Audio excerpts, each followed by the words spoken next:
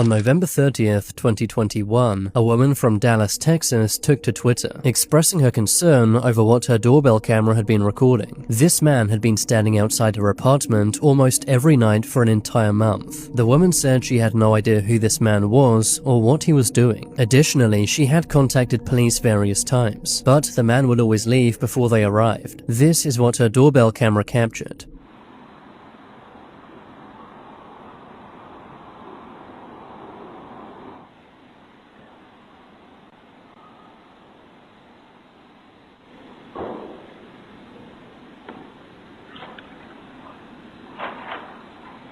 The man always stood totally still, almost as if he was waiting for her to leave. In one clip, the man comes close to the woman's door, and in another, he appears to say something.